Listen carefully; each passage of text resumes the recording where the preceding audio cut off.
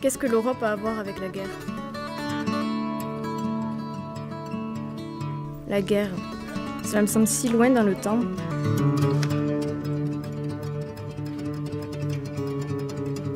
C'était avant moi. Papa m'a dit que c'était hier. Je n'étais pas encore née, mais c'était hier, du temps de mon grand-père. Comment peut-on être en paix, nous, alors que des enfants d'hier étaient dans la peur, dans la souffrance, orphelins souvent?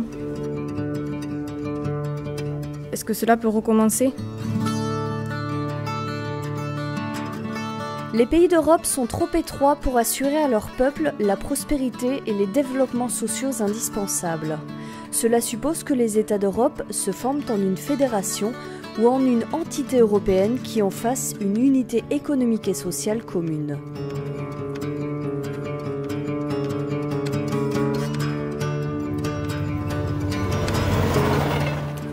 La Maison de l'Europe nous a tous réunis pour faire un voyage basé vraiment sur l'Union européenne. Nous partons pour découvrir ce qui est vraiment l'Europe.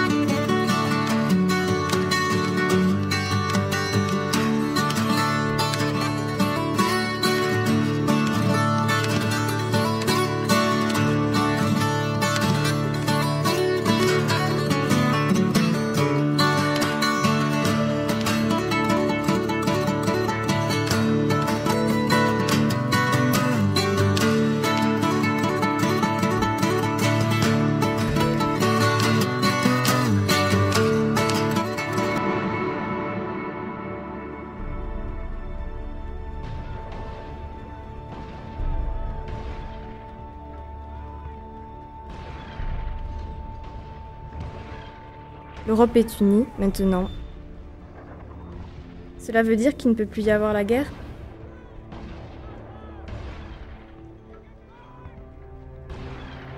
J'ai peur de ce que je vais voir. Mais j'ai envie de savoir.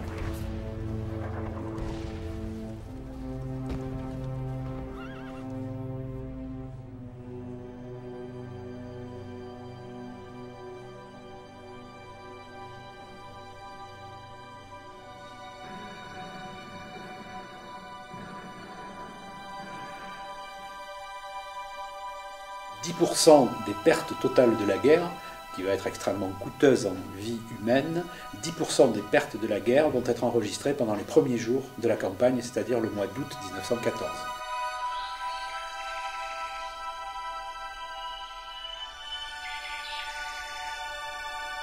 Pendant pratiquement toute la durée de la guerre, les soldats vont s'enterrer dans les tranchées. Chose peu connue dans la guerre 1914-1918, ce sont les pénuries alimentaires. Des cartes de pain vont être créées dès 1917, il y aura des jours sans viande.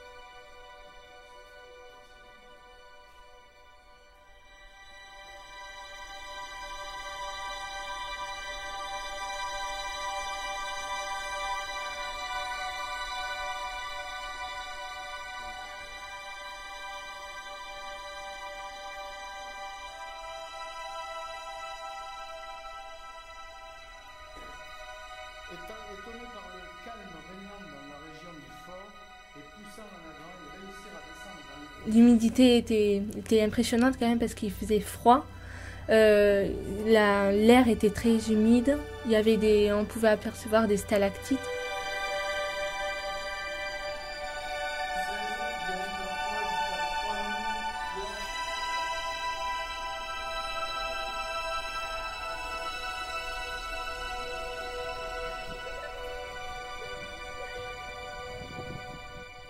Le 11 novembre, la première page du Petit Bleu, titre « Armistice signé, les hostilités sont suspendues », c'est annoncé donc dès 6 h du soir à la population agenaise. «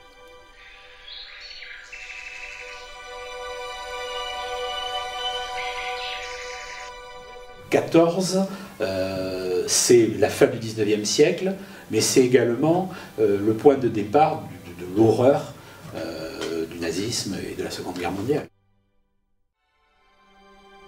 Alors voilà pourquoi il faut célébrer l'amitié franco-allemande de l'Europe unie et dire ce qu'ils ont dit en 18, plus jamais ça. Mais le problème, c'est que hélas, ils ont dit plus jamais ça et ils l'ont formulé de manière à incendier l'Europe très rapidement.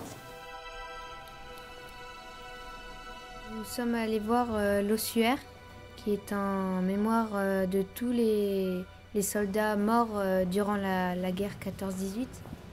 C'est impressionnant et puis c'est important de garder le silence parce que on pense à tous ces soldats morts.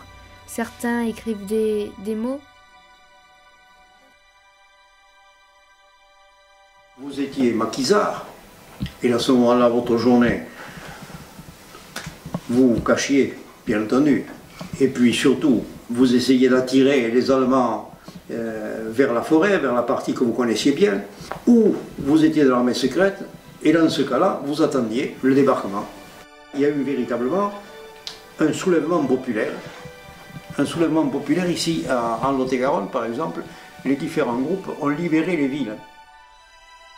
Nous avons eu, pour la France, 150 opératrices radio, anglaises. Ces jeunes filles étaient extraordinaires.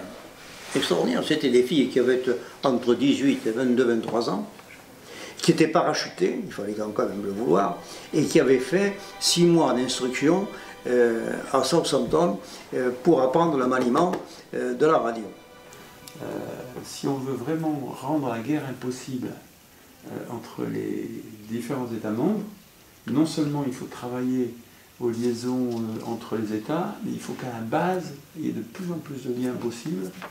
Et c'est en ayant plein de liens possibles à la base qu'on rendra la guerre impossible. En tout cas, pour le moment, depuis 1945, ça a marché. C'est rare. Rares sont les continents où il y a si peu de guerre. Au lendemain de la Seconde Guerre mondiale, l'idée d'une unification européenne s'imposait de plus en plus comme une nécessité impérieuse.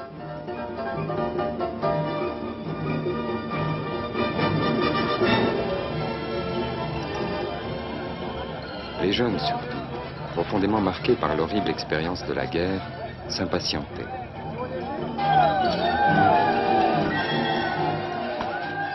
Alors, je dirais d'abord que tout le monde sait que l'Europe a été construite pour faire la paix. C'est après un demi-siècle de construction européenne que nous sommes arrivés à une situation qui nous paraît totalement normale, mais qui est unique dans l'histoire et qui est unique dans le monde, qui est la paix perpétuelle entre nos pays qui se sont fait la guerre pendant 2000 ans. Mais le vrai miracle politique qui s'est passé, c'est vraiment la réconciliation franco-allemande. Et au-delà de la paix, la réconciliation profonde, pas simplement entre nos dirigeants, entre nos peuples. Mais quand on dit ça aux jeunes générations, ça leur dit rien, parce que la paix, ils l'ont toujours connue. Nous nous ressemblons, que nous soyons français, allemands, italiens, espagnols, polonais, même les Britanniques. Aujourd'hui, les frontières ont en quelque sorte disparu. Et dans les faits, nous avons ce que l'on appelle la mondialisation, c'est-à-dire que nous sommes en contact, nous sommes en concurrence avec le monde entier. Et les jeunes sont capables de regarder le monde dans lequel on est. La Chine, 1,5 milliard, l'Inde, 1 milliard ou quelque chose comme ça. Rien que le rapprochement de ces chiffres montre que le poids de la France seule est tout petit par rapport au poids de la Chine. Mais la solution, c'est vraiment de construire les États-Unis d'Europe, et on en est loin actuellement. Et c'est pas de revenir à la France, l'Allemagne, pays, si vous voulez, complètement séparés.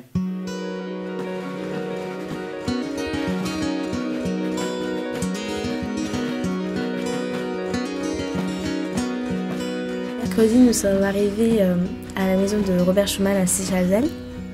Robert Schuman qui s'est battu quand même pour créer l'Union européenne. L'Europe n'a pas été faite, nous avons eu la guerre. L'Europe ne se fera pas d'un coup, ni dans une construction d'ensemble. Elle se fera par des réalisations concrètes, créant d'abord une solidarité de fait. Il va l'occuper assez peu souvent au départ parce que Schuman travaillait énormément, il prenait peu de vacances, donc il venait juste quelques semaines ici. Et après la Deuxième Guerre mondiale, à partir de 1946, Robert Schuman devient ministre. Donc là, son emploi du temps va changer, il passe toute la semaine à Paris et le week-end, il rentre systématiquement ici, dans sa maison de Seychelles. La grande révolution européenne de notre époque, la révolution qui vise à remplacer les rivalités nationales par une union de peuples dans la liberté et la diversité, la révolution qui veut permettre un nouvel épanouissement de notre civilisation et une nouvelle renaissance, cette révolution a commencé avec la communauté européenne du charbon et de l'acier. Le 9 mai 1950, Robert Schuman peut prononcer son célèbre discours dans le salon de l'horloge du Quai d'Orsay, où pour la première fois, devant les journalistes, un homme politique français va ainsi proposer un plan concret avec des solutions économiques pour allier les pays de l'Europe.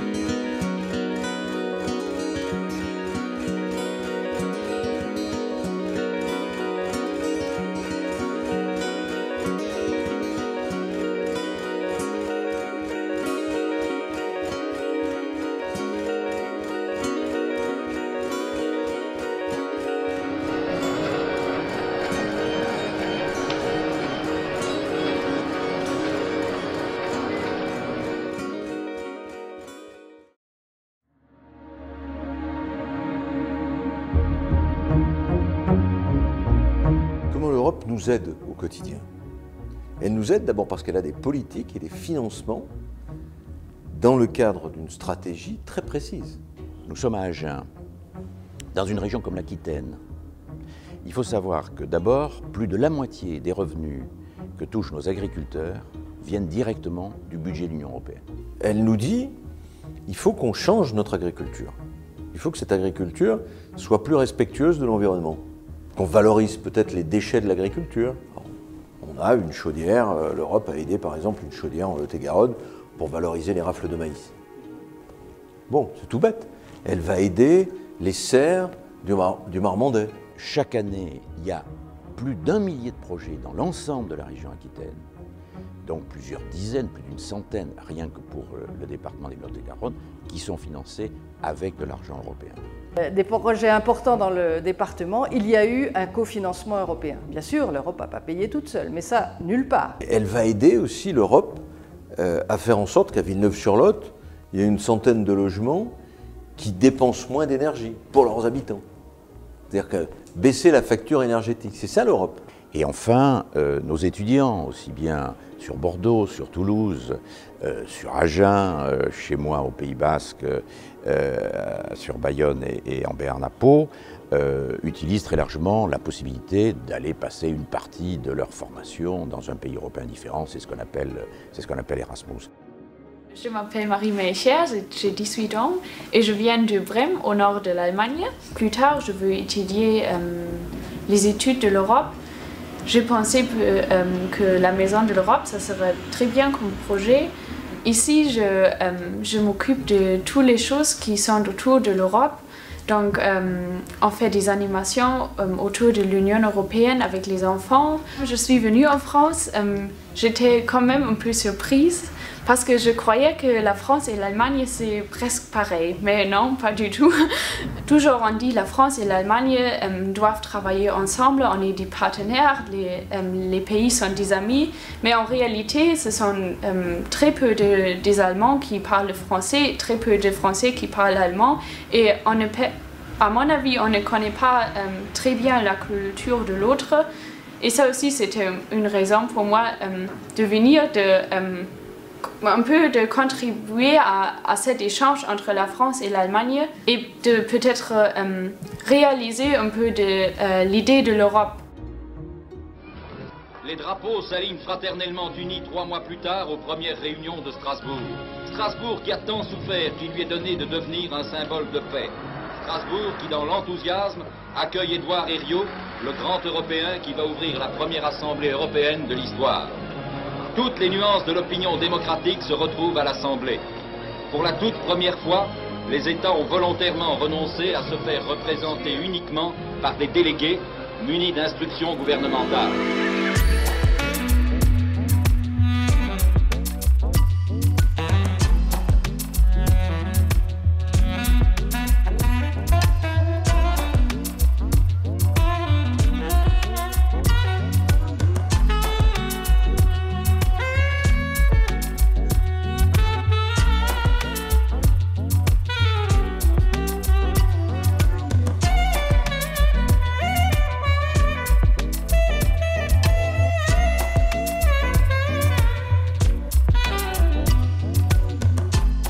Il n'y a pas pour les peuples d'Europe d'autre avenir que dans l'Union.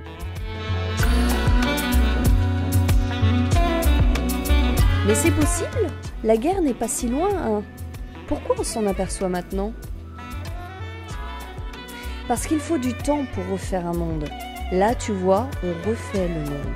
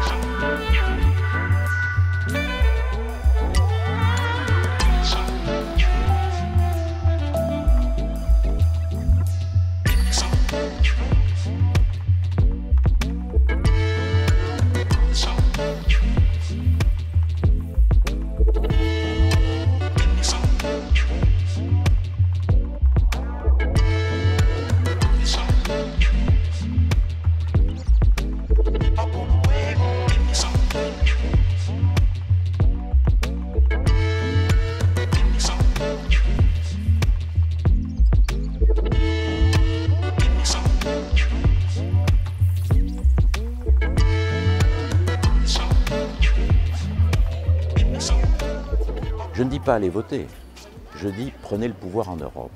Pourquoi est-ce que l'Europe aujourd'hui est peu populaire? Parce qu'elle n'est incarnée par personne. L'Union européenne, elle fait de la politique tous les jours.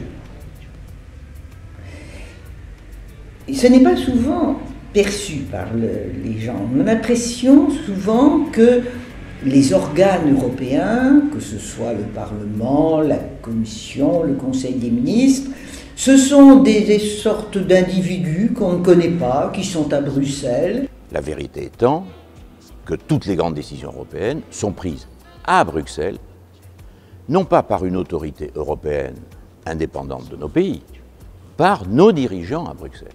Le 25 mai 2014, ce sont les 500 millions de citoyens européens qui éliront un monsieur ou une madame Europe. Si on veut que ça change, eh ben, il faut voter pour des gens qui ont une autre étiquette.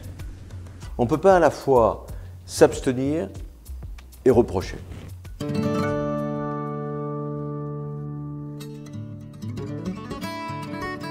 C'est vrai qu'en ce moment, tout le monde s'interroge sur l'Europe parce qu'on a le sentiment qu'elle est en panne. Et c'est l'union qui fait la force, c'est un vieux proverbe, et ça s'applique parfaitement à l'Europe et aux raisons pour lesquelles nous essayons de construire une sorte de maison commune. Moi, je me dis, il ne faut pas dramatiser. C'est vrai qu'on traverse une période très difficile, mais les jeunes se sentent européens. C'est à eux qu'on va transmettre le flambeau et je suis persuadée qu'ils vont avoir envie d'une Europe unie. Vous nous laissez le droit de parler, le droit d'agir? Je voudrais vous choisir aussi. Je voudrais vous dire toutes mes idées de liberté et d'amitié. Je voudrais que ma voix compte si c'est pour quelque chose d'aussi vrai, d'aussi unique dans l'histoire du monde.